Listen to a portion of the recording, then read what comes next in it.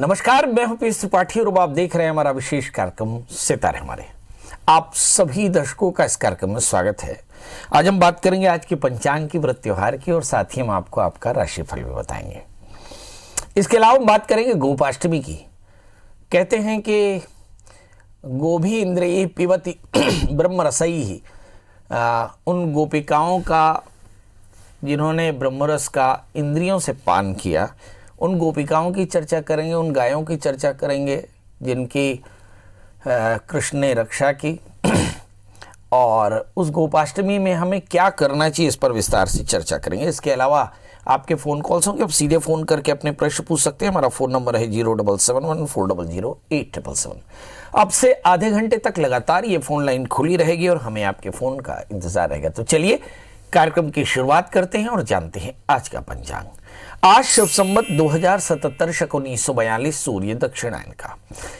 आज कार्तिक महीने के शुक्ल पक्ष की अष्टमी तिथि है और दिन रविवार। आज अष्टमी रात्रि को 10:52 तक, धनिष्ठा नक्षत्र रात्रि को 11:09 तक, आज दिन को 9:09 तक और 11:09 तक। आज चंद्रमा कुंभ राशि में हुए। आज का राहु काल 3:57 से 5:19 तक होगा। तो दोस्तों ये तो था पंचांग और अब बात करते हैं गोपाष्टमी की। गोपाष्टमी से सभी प्रकार की सौभाग्य की वृद्धि होती है। ये जो व्रत है ये कार्तिक महीने के शुक्ल पक्ष की अष्टमी को मनाया जाता है। कहते हैं प्रतिपदा से सप्तमी तक भगवान कृष्ण ने गोप गोपिकाओं की रक्षा की। चलिए आइए वो कहानी भी बता देते हैं।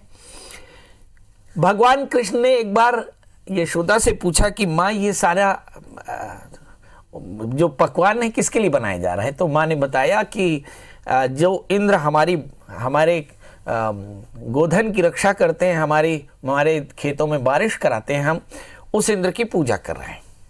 भगवान कृष्ण ने कहा कि नहीं भाई, ऐसा तो नहीं हो सकता। वर्षा तो गोवर्धन के कारण होती है, गोवर्धन पर्वत की पूजा होनी चाहिए। तो फिर इंद्र की पूजा छोड़ करके गोवर्धन की पूजा शुरू हुई और गायों की पूजा शुरू हुई, गोवंश की पूजा शुरू हुई। इंद्र नाराज हो गए और इंद्र ने लगातार 7 दिनों तक ब्रज में खूब बारिश की। परिणाम यह हुआ कि भगवान कृष्ण ने गोवर्धन पर्वत के नीचे पूरे ब्रज को संभाल कर रखा, गोपिकाओं को संभाल कर रखा। 8वें दिन इंद्र अपना अहंकार त्याग कर भगवान की शरणागति में आए, भगवान से क्षमा मांगी और अहंकार रहित होकर के जब इंद्र आए तो भगवान ने उसे क्षमा की और साथ में कामधेनु ने भगवान कृष्ण का अभिषेक किया। कहते हैं गाह विंदन्ति इति गोविंद, यहीं से भगवान कृष्ण का नाम गोविंद पड़ा। और इसी दिन फिर गोपिकाओं ने बड़ा उत्सव मनाया। भगवान कृष्ण ने गायों की पूजा की और फिर गोपिकाओं का सम्मान किया। तो गायों के गोवंश की षोडशोपचार से पंचोपचार से पूजा करनी चाहिए इस दिन, क्योंकि ऐसा कृष्ण ने किया। कृष्ण शब्द का आगे चल करके अपभ्रंश बना किसन और इसी से बना किसान। मतलब आज जो भारत कृषि प्रधान देश है, इसमें गोवंश की पूजा सामयिक भी है। जब आज हम कोरोना से पीड़ित हैं, ऐसी स्थिति में पूरा शहर गांव की तरफ जा रहा है और गांव का विकास या गांव का बचाव कैसे होगा, तो गोवंश से होगा, कृषि से होगा। तो गोवंश की रक्षा करनी चाहिए, ऐसा भगवान कृष्ण ने किया। गोवंश की पूजा करनी चाहिए क्योंकि जो हमारे जीवन में महत्वपूर्ण है उनका सम्मान बहुत जरूरी है। तो गोपाष्टमी में गायों की पूजा होती है। गोधूली को माथे पर लगाया जाता है। कहते हैं कि गोग्रास निकाला जाता है, प्रदक्षिणा की जाती है। मैं यहाँ पर एक छोटा सा विषयांतर करके एक निवेदन करूंगा कि केवल गोपाष्टमी में नहीं, पूरे यावत जीवन पर्यंत हमें गायों की सेवा करनी चाहिए, क्योंकि गाय को हम माता कहते हैं। सभी अलग अलग संप्रदायों में, चाहे वो शाक्त हों, शैव हों, गणपत्य हों, जैन हों, बौद्ध हों, सिख हों, सभी ने गायों की बड़ी महत्ता बताई है। तो ऐसी स्थिति में हमें चाहिए कि गायों की रक्षा हो, गायों की पूजा हो, गायों की सेवा हो और गायों को हम अपना आधार मान करके अपने गांव का विकास करें।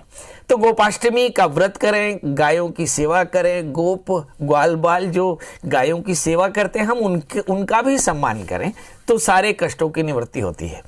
चलिए, तो ये तो हुआ गोपाष्टमी का व्रत, गोपाष्टमी का महात्म्य। जल्दी से उठ करके स्नान करें, भगवान सूर्य को अर्घ दें, हाथ में जल लेकर संकल्प करें कि आज हम गोपाष्टमी का व्रत करेंगे, और फिर गायों की पूजा करें, गायों का आहार दें षोडशोपचार से, पंचोपचार से, और फिर गोपिकाओं का भी सम्मान करें और इस नियम से भगवान कृष्ण की पूजा करें, तो निश्चित तौर पर जानिए कि आपकी परेशानियां दूर होंगी। कहते हैं गाय, गंगा, गायत्री, गीता, गोवर्धन, ये सभी ग से शुरू होने वाले आपके जीवन में, और गोविंद सब तरह से आपकी मुक्ति के कारण है, सब प्रकार की समृद्धि के कारण है। इसलिए आर्य संस्कृति में गायों की पूजा गोपाष्टमी के दिन, या हम लोग गोवर्धन पूजा की तरह हम गोवर्धन पूजा के दिन ये करते हैं। तो आप भी भगवान गोवर्धन की पूजा करें, गोपाष्टमी मनाएं, और गोपाष्टमी में भगवान कृष्ण का व्रत करें, भगवान कृष्ण की पूजा करें, गायों की पूजा करें, गोपिकाओं की पूजा करें, तो सभी मनोकामनाएं पूर्ण होंगी। चलिए, अब 12 राशियों का सफर शुरू करते हैं। जानते हैं मेष यानी अरीस की कि इस राशि में आज ग्रहों का परिणाम क्या होगा। देखते हैं कि मेष राशि वाले जातकों के लिए ग्रहों की स्थितियां कैसी हैं। सबसे पहले हम देखते हैं सेहत। लग्नेश इस समय 12वें स्थान में है, और रोगेश जो बुध हैं वो 7वें स्थान में है। मतलब लाइफ पार्टनर की सेहत का ध्यान रखना होगा, अपनी खुद की भी सेहत का ध्यान रखना होगा। चंद्रमा चतुर्थेश होकर के 11वें स्थान में है, मतलब आज वाहन खरीदने का योग प्रबल है। दशम स्थान में बृहस्पति के साथ में शनि है। मुझे ऐसा लगता है कि अवसर आपके पास में है, सत्ता आपके पास में है, और काम में अच्छी पकड़ भी आपके पास में है। मतलब आपके बुजुर्गों का आशीर्वाद आपके साथ में, बॉसेस आपके ऊपर में बड़े रहमदिल हैं। दूसरे स्थान में राहु, भूल के भी बहुत शॉर्ट टर्म इन्वेस्टमेंट करने की कोशिश न करें। 8वें स्थान में केतु है। जो टीनेजर्स बहुत तेज गाड़ी चलाते हैं उन्हें सावधान रहना चाहिए, क्योंकि केतु के अष्टम स्थान में होने से फिसलन हो सकती है। करना क्या चाहिए, तो इस राशि वाले जातकों के लिए सलाह तो यही कि मंगल के मंत्र का जप करें, और मंगल की कामना से हनुमान जी का दर्शन करें, कृष्ण की पूजा करें, हनुमान चालीसा का पाठ करें, तो आज का दिन बेहतर होगा। बात कर लेते हैं दोस्तों वृषभ राशि की।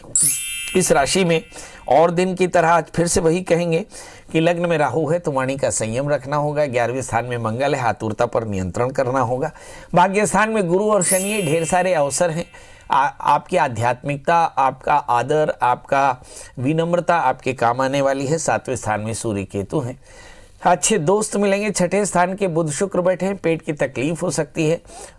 मुझे ऐसा लगता है कि एलर्जी की थोड़ी सी परेशानी हो सकती है। करना क्या चाहिए, तो इस राशि वाले जातकों को सबसे पहले अपने चित्त पर एकाग्रता का ध्यान करना चाहिए, और इसके लिए बड़ों का आशीष लें, बृहस्पति के मंत्र का जप करें, गुड़ चने का दान कर दें, तो आज का दिन बेहतर होगा। बात कर लेते हैं दोस्तों मिथुन राशि की। इस राशि में हम देखते हैं कि राहु 12वें स्थान में है। तो पहली बात तो यह है कि आप खर्च पर थोड़ा सा कंट्रोल रखें, अनावश्यक रात्रि जागरण न करें। इस समय 8वें स्थान में गुरु के साथ में शनि है। सप्तमेश अगर अष्टम स्थान में हो, वो भी नीचस्थ होकर के बैठे, शनि से आक्रांत होकर बैठे, तो 2 संभावनाएं हो सकती हैं। यदि आप शादीशुदा हो तो लाइफ पार्टनर की सेहत का ध्यान रखिए, खासकर एलर्जी का, किसी प्रकार का रिएक्शन या किसी प्रकार का बैक्टीरियल इन्फेक्शन न हो जाए। और दूसरा 8वें स्थान में शनि, आप खुद अगर 35 के पार हों तो अपनी हड्डियों का ध्यान रखें, दर्द हो सकता है। सर्दी का मौसम है, आर्थराइटिस के मरीज थोड़े से परेशान हो सकते हैं। जहाँ तक सवाल 5वें स्थान में शुक्र और बुध का है तो थोड़े एम्बिशियस होंगे। 6ठे स्थान में सूर्य केतु है, पेट की तकलीफ हो सकती है, इसलिए क्योंकि आपको तनाव थोड़ा सा ज़्यादा है। क्या करना चाहिए, तो इस राशि वाले जातकों के लिए सबसे पहले तो महामाया के दर्शन करना चाहिए, महामाया की पूजा करनी चाहिए, दुर्गा स्तुति का पाठ करना चाहिए, और चीनी का दान करना चाहिए। आज का दिन बेहतर होगा।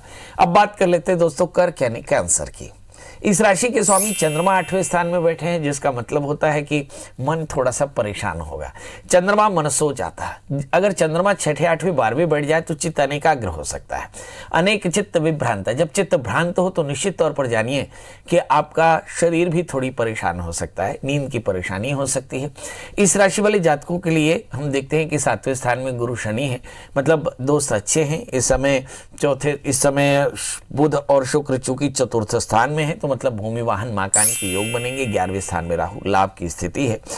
इस समय भाग्य स्थान में मंगल है, ढेर सारे अवसर हैं और 11वें स्थान में राहु है, बढ़िया लाभ मिलेगा। पर याद रखिए कहीं से भी लाभ लेने की कोशिश मत करिए। धर्मात् संजयते अर्थः धर्मात् कामो भिजायते धर्म एवापरगाय तस्मात् धर्मं समाचरेत्। कोरोना के अवसर पर बहुत बार ये खबरें आ रही हैं कि बहुत सारे व्यापारी, बहुत सारे लोग, बहुत सारे प्रोफेशनल्स इस अवसर का दुरुपयोग भी कर रहे हैं। पर मैं आपको बता दूं कि धर्म से ही अर्थ पैदा होता है और अधर्म से अनर्थ पैदा होता है। इसलिए अनर्थ का अगर सेवन करेंगे तो बीमार पड़ जाएंगे। कोशिश करें कि आज भगवान शनिश्चर मंत्र जप करें, शिव की पूजा करें, शनिश्चर मंत्र का जप करें, काले तिल काले उड़द का दान करें, रुद्राभिषेक करें और अपने आसपास के लोगों की सुरक्षा करें। ये आज के लिए बहुत जरूरी होगा। बात कर लेते हैं दोस्तों सिंह राशि की। 7वें स्थान में चंद्रमा है। कुछ लोगों की लव लाइफ की शुरुआत हो सकती है, खासकर टीनेजर्स बहुत ज़्यादा इमोशनल हो सकते हैं। सप्तम 6ठे स्थान में है। हमारी तरह के बुजुर्गियत की तरफ बढ़ते हुए लोगों को आर्थराइटिस यानी कमर का दर्द हो सकता है, पैरों का दर्द हो सकता है। इस समय 6ठे स्थान में गुरु और शनि एक साथ बैठे हों, संतान की चिंता हो सकती है। ऋण रोग व्याधि शत्रुता की भी चिंता हो सकती है। मंगल 8वें स्थान में है। अगर हम देखें चतुर्थेश अगर अष्टम स्थान में हो तो आप अपनी वाहन का मेंटेनेंस अच्छे से करा लें, क्योंकि मंगल 8वें स्थान में है। आपकी गाड़ी बढ़िया होनी चाहिए। क्या करें जिससे आज का दिन बेहतर हो जाए? तो इस राशि वाले जातकों के लिए चाहिए कि गणपति का पूजन करें और गणपति अथर्वशीर्ष का पाठ करें। न कर सकें तो ओम गंग गणपतये नमः इस मंत्र का जप करें। हरी धूप गणपति में चढ़ाएं, थोड़े से मूंग का दान करें तो आज का दिन बेहतर होगा। अब बात कर लेते हैं दोस्तों कन्या यानी वर्गो यानी मेरी राशि की। इस राशि में भी आज कुछ लिखा है और इस राशि में लिखा है कि भाई तीसरे स्थान में सूर्य के साथ में केतु है। टैलेंट तो बहुत जबरदस्त है। धन स्थान में बुध और शुक्र बैठे हैं। संपत्ति के योग भी बेहतर बन सकते हैं। इस समय हम 7वें स्थान में मंगल को देखें, दोस्त अच्छे मिलेंगे। भाग्य स्थान में राहु के देखें, उलझने हो सकती हैं। और अगर चंद्रमा को देखें 6ठे स्थान में, मुझे लगता है कि इस राशि वाले जातकों के लिए रूटीन में थोड़ा सा तनाव हो सकता है। ऋण रोग व्याधि शत्रुता की चिंता हो सकती है। करना क्या चाहिए? तो इस राशि वाले जातकों के लिए मन को एकाग्र करने के लिए भगवान शिव का पूजन करें, ओम नमः शिवाय इस मंत्र का जप करें, राहु के मंत्र का जप करें, काले तिल काले उड़द का दान करें तो आज का दिन बेहतर होगा। तो दोस्तों ये तो था मेष से लेकर मीन का तुला राशि की। इस राशि वाले जातकों के लिए देखते हैं कि लग्ने शुक्र इस समय बैठे हुए हैं अपनी ही जगह पर, मतलब तुला राशि में ही शुक्र बैठे हैं, बुध के साथ में हैं। जब कभी भी केंद्र में शुक्र बैठे हों तो ऐसा लगता है कि तनाव थोड़ा सा ज़्यादा होता है और कहीं फाइनेंशियल क्रंच भी हो सकता है, मतलब आपकी महत्वाकांक्षा के अनुकूल आपको लाभ नहीं होता और ये एक चिंता की बात होती है।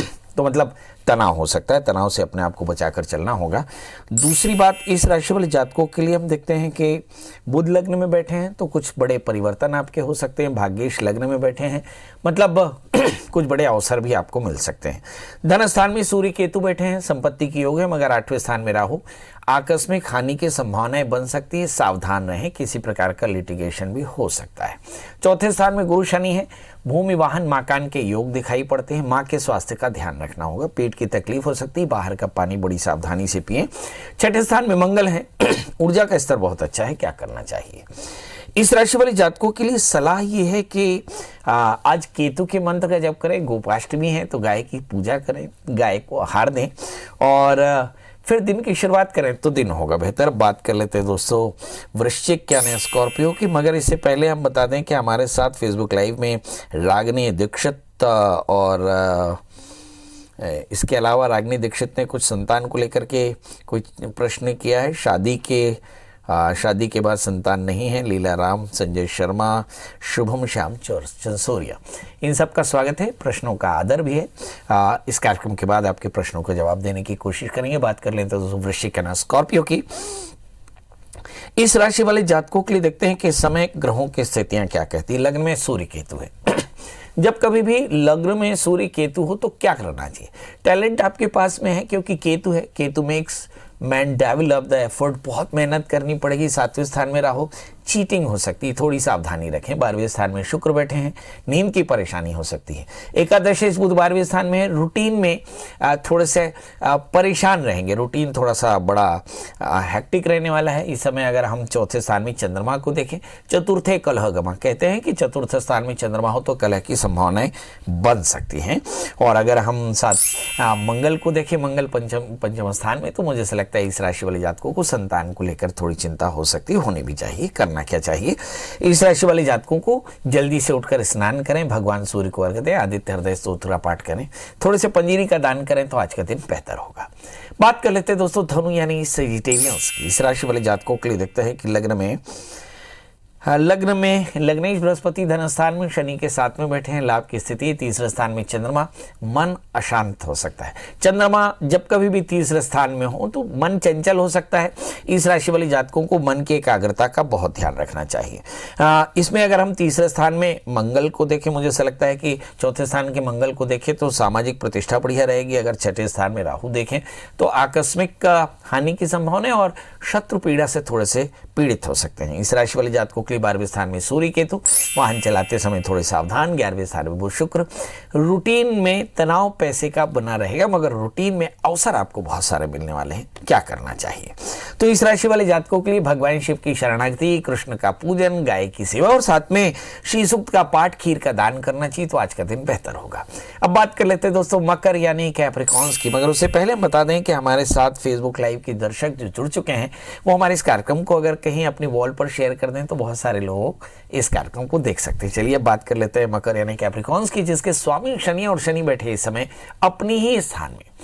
शनि अगर लग्नस्थ बैठे हों तो क्या हो सकता है? कहते हैं कि शनि की दो स्वभाव है शनि का, अहम ममाभिमानेन, मैं और मेरा, माना अफेक्शन और ईगो, ये दोनों ही बढ़ सकता है। मंगल तीसरे स्थान में है, अगर ईगो बढ़ा तो रिश्ते खराब हो जाएंगे, इमोशनल हुए तो रूटीन खराब हो जाएगा, मतलब थोड़े से प्रैक्टिकल होने की जरूरत पड़ेगी। द्वादशीश बृहस्पति लग्न में बैठे हैं तो मुझे ऐसा लगता है कि थोड़ी एलर्जी की परेशानी, सावधान रहें।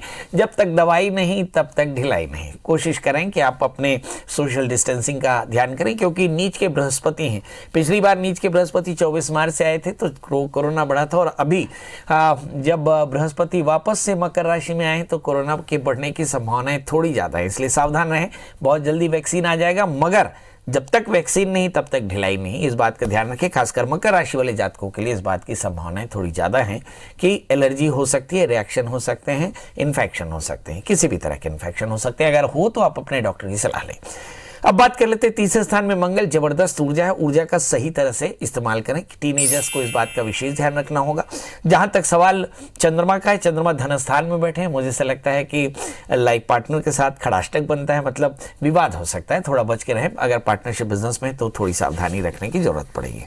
तो इस राशि वाले जातकों के लिए सलाह क्या है? तो इस राशि वाले जातकों के लिए सलाह यह है कि भाई आप जल्दी से उठें, हनुमान जी का दर्शन करें, हनुमान चालीसा का पाठ करें, गाय को आहार दें तो आज का दिन बेहतर होगा। बात कर लेते हैं दोस्तों कुंभ राशि की। इस राशि में ही रोगेश लग्न में होकर बैठे हैं, मतलब गले में खिचखिच मेरी तरह, मन अशांत हो सकता है, दुविधाएं हो सकती है, बहुत सारे विकल्प हो सकते हैं। 12वें स्थान में गुरु के साथ में शनि, खर्च थोड़ा से ज़्यादा है, नींद की परेशानी और रूटीन काफ़ी तनाव भरा हो सकता है। इस राशि में अकेले कुंभ राशि ऐसी है जिसमें गुरु और शनि 8वें स्थान में है, और दूसरी मिथुन राशि है जिसमें गुरु शनि 8वें स्थान में है। 12वें और 8वें स्थान के गुरु शनि बेहतर नहीं होते, इसलिए मिथुन और कुंभ राशि वाले जातकों को थोड़ी सावधानी जरूर रखनी होगी। चूंकि रोगेश लग्न में है तो थोड़ा सा अपनी सेहत का एकदम ध्यान रखें, किसी प्रकार के शत्रुता से बचे रहें, विवाद बिल्कुल ना करें। इस राशि वाले जातकों के लिए हम देखते हैं कि मंगल धन स्थान में, संपत्ति के योग है। इस समय अगर हम चौथे स्थान में पड़े हुए राहु को देखें तो मुझे ऐसा लगता है परिवार पर थोड़ा सा नजर रखना होगा, ध्यान देना होगा, क्योंकि चौथे स्थान में राहु, घर के बुजुर्गों की सेहत का एकदम ध्यान रखना होगा। अगर हम भाग्य स्थान में पड़े बुध शुक्र को देखें तो बहुत सारे अवसर हैं। दशम स्थान में सूर्य केतु, वर्क प्लेस में आपका होल्ड अच्छा है, और 12वें स्थान में शनि है, खर्च थोड़ा सा ज्यादा है, खर्च पर कंट्रोल करना होगा। क्या करना चाहिए? तो बृहस्पति के मंत्र का जप करें, शनि के मंत्रों का जप करें, बड़ों का आशीष है। बड़ों का आशीष तो हमेशा ही लेना चाहिए। याद रखिए, यदि आपके जीवन में बड़ों का आदर नहीं है तो परेशानी बढ़ सकती है। और फिर काले तिल काली उड़द का दान करें, अपने सबॉर्डिनेट्स की खूब रक्षा करें। वितरणम दानम प्रोक्तम वैतरणेति, मतलब जिनसे आप सेवाएं लेते हैं उनकी खूब सेवा करें, और जिन इसके बाद कुछ बच जाए तो कुछ दान भी करें। तो ऐसा करें तो आज का दिन आपके लिए बेहतर होगा। बात कर लेते हैं दोस्तों मीन राशि की। लग्न में मंगल पड़े हैं, 11वें स्थान में गुरु शनि, हाँ, ढेर सारे अवसर, इसे राजयोग कह सकते हैं, क्योंकि दशमेश 11वें स्थान में शनि स्वगृही होकर बैठे, मतलब लाभ की स्थिति, ऊर्जा बढ़िया है, संपत्ति बढ़िया है। आतुरता हो सकती है, क्रोध बहुत ज्यादा हो सकता है, वाणी का संयम रखना होगा। इस राशि वाले जातकों के लिए 12वें स्थान में चंद्रमा है, मन विचलित हो सकता है संतान को लेकर के। अगर हम इस राशि वाले जातकों के लिए देखें, 8वें स्थान में वो शुक्र है, लाइफ पार्टनर की सेहत का ध्यान रखना होगा। भाग्य स्थान में पड़े हुए हैं सूर्य और केतु, ढेर सारे अवसर हो सकते हैं। तीसरे स्थान में राहु, फैंटेसी के कारण परेशान हो सकते हैं, करना क्या चाहिए। तो इस राशि वाले जातकों के लिए सलाह कि महामाया की शरण में जाएं, दुर्गा स्तुति का पाठ करें, घी का दान करें, तो आज का दिन बेहतर होगा। तो दोस्तों, ये तो था मेष से लेकर मीन का हाल, और अब आपसे विदा लेने का समय। कल फिर हाजिर होंगे किसी नए विषय के साथ, तब तक मुझे दीजिए इजाजत। नमस्कार।